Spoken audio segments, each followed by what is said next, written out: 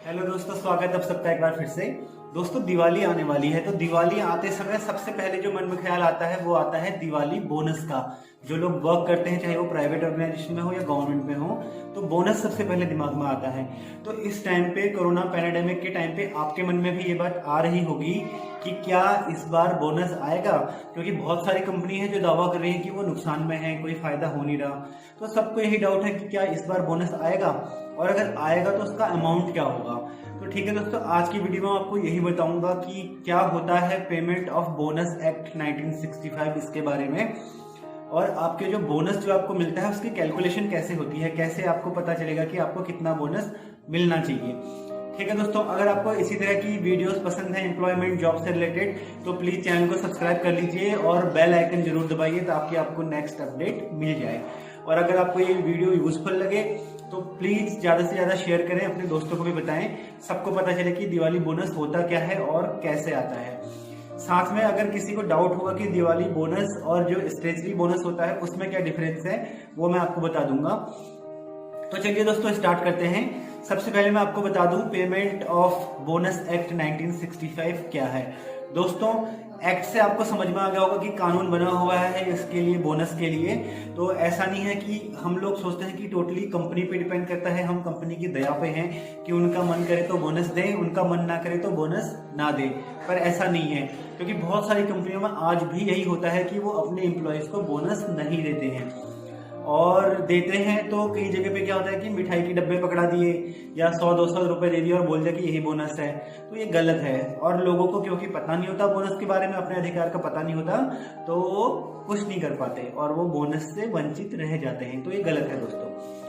तो चलिए बताता हूँ आपको क्या है ये एक्ट। दोस्तों, इस एक्ट में बताया गया है कि जो दिवाली बोनस होता है, बेसिकली इसे दिवाली बोनस क्यों कहा जाता है, क्योंकि जो ये बोनस आता है ये आपका लास्ट फाइनेंशियल ईयर का आता है। फाइनेंशियल ईयर मतलब अप्रैल के मंथ से स्टार्ट होके लास्ट मार्च तक। जैसे कि अभी जो दिवाली का बोनस आएगा दोस्तों, वो इस कोरोना पैंडेमिक के बाद का नहीं होगा, वो उससे पहले का होगा। ये होगा आपका अप्रैल 2019 से लेके मार्च 2020 तक का। तो जो पैंडेमिक स्टार्ट हुआ था, यहाँ पे जो लॉकडाउन वगैरह हुआ था, वो मार्च के बाद हुआ था। तो अभी जो बोनस आना चाहिए वो आना चाहिए पिछले साल का, ना कि इस साल का। ठीक है दोस्तों, तो इसका मतलब आप क्वालिफाई करते हैं, इसका मतलब आपको बोनस आना चाहिए। तो चलिए अब हम बात करते हैं कि जो एक्ट है ये बोलता है कि आपका बोनस पे अधिकार है, कानूनी अधिकार है। किस किस का अधिकार है, एलिजिबिलिटी क्या है इसकी, आप कैसे क्वालिफाई करते हैं इसके लिए। नंबर 1, अगर आप किसी संस्था में या किसी कंपनी में काम कर रहे हैं जहां पे कम से कम 20 इंप्लॉय काम कर रहे हैं, 20 या उससे ज्यादा इंप्लॉय काम कर रहे हैं, तो आप बोनस के लिए क्वालिफाई करते हैं। दूसरी कंडीशन, आपका बेसिक सैलरी प्लस डीए 21,000 से ज्यादा नहीं होना चाहिए। अगर आपका बेसिक सैलरी प्लस डीए 21,000 से ज्यादा जा रहा है तो आप क्वालिफाई नहीं करेंगे बोनस के लिए। तो ऐसे में अगर कंपनी आपको बोनस नहीं देती तो आप कुछ नहीं कर सकते। ठीक है दोस्तों, और कौन कौन क्वालिफाई करता है इसके लिए। लास्ट फाइनेंशियल ईयर जैसे मैंने आपको बताया, उसमें अगर आपने कम से कम 1 महीना भी काम किया है तो भी आप क्वालिफाई करते हैं।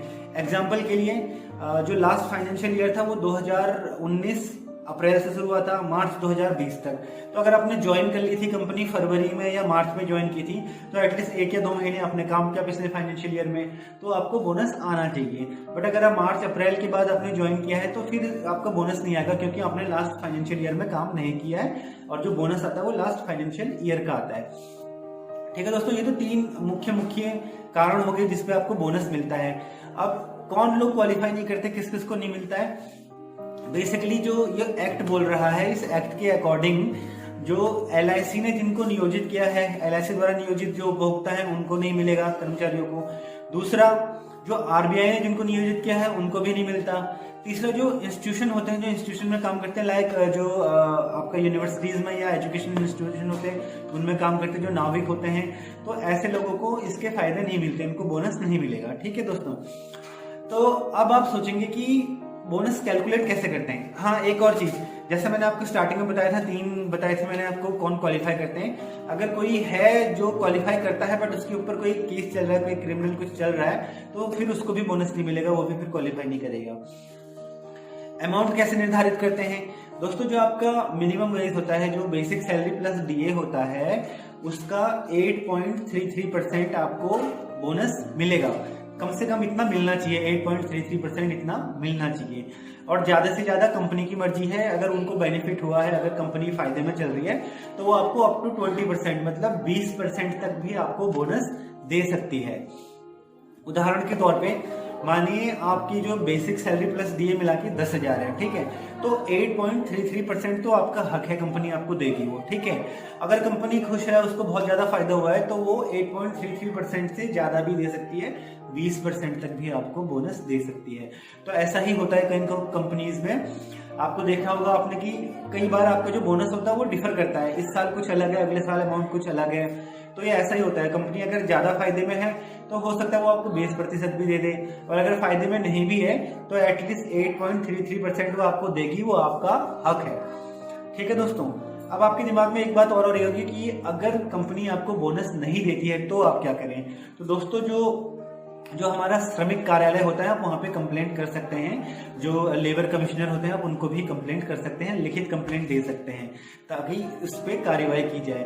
तो ऐसे में क्या होता है, जो कंपनी के मालिक होते हैं या जो कंपनी होती है उस पर कार्रवाई की जा सकती है, इसमें जेल भी हो सकती है और फाइनेंशियली जुर्माना भी हो सकता है, या फिर दोनों इकट्ठे भी हो सकते हैं। तो अगर आपको बोनस नहीं मिल रहा है तो आप शिकायत कर सकते हैं, ठीक है दोस्तों। तो ये तो रहा बोनस का। अब मोटा मोटा मैं आपको बता देता हूँ, क्योंकि अगर आप पूरे एक्ट में जाएंगे तो बहुत लंबा एक्ट होगा, वीडियो बहुत लंबी हो जाएगी। तो जो जानने लायक बात है वो यही है कि पहला दोस्तों, आपने कम से कम आपकी जो मिनिमम वेजेस है प्लस डी है वो 21,000 से ज्यादा ना हो। दूसरा, 20 से ज्यादा एम्प्लॉय काम कर रहे हैं आपके ऑर्गेनाइजेशन में। और जो तीसरा पॉइंट है वो ये है कि आपने लास्ट फाइनेंशियल ईयर में कम से कम 1 महीना तो काम किया हो। तो अगर आप तीनों पे क्वालिफाई करते हैं तो आपको बोनस आना चाहिए, ठीक है। अब मैं आपको बताता हूँ स्ट्रेचरी बोनस जो हम बोलते हैं वो क्या होता है। दोस्तों, दिवाली बोनस इसको इसलिए कहा जाता है कि लास्ट फाइनेंशियल ईयर का है, तो कंपनी के ऊपर है वो फाइनेंशियल ईयर में, मतलब अप्रैल से महीना स्टार्ट हुआ है तो अप्रैल से लेके नेक्स्ट मार्च तक कभी भी आपको बोनस दे, पूरे साल का बोनस कभी भी दे। तो ये लोग क्या करते हैं कि अप्रैल से स्टार्ट हो जाता है तो लगभग 8वें या 9वें महीने में आपकी दिवाली आती है, तो ये दिवाली बोनस को देते हैं। नॉर्मली इंडिया में यही होता है, तो इसको इसलिए दिवाली बोनस कहा जाता है, ठीक है दोस्तों। कई जगह ऐसा होता है कि कंपनी फरवरी में या मार्च में ही देती है बोनस, कई जगह पे फरवरी मार्च में भी आता है, कई जगह दिवाली पे आता है।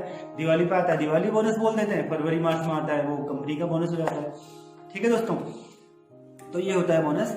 और कई जगह पे क्या होता है, आपका जो स्ट्रेचरी बोनस है आप उसको कहाँ देख सकते हैं, आपका जो कॉन्ट्रैक्ट लेटर है उस पर आप देख सकते हैं, क्योंकि कंपनियां क्या करती हैं कि आपको जो ये बोनस का पैसा देती हैं इसको आपके सीटीसी में इंक्लूड कर देती हैं।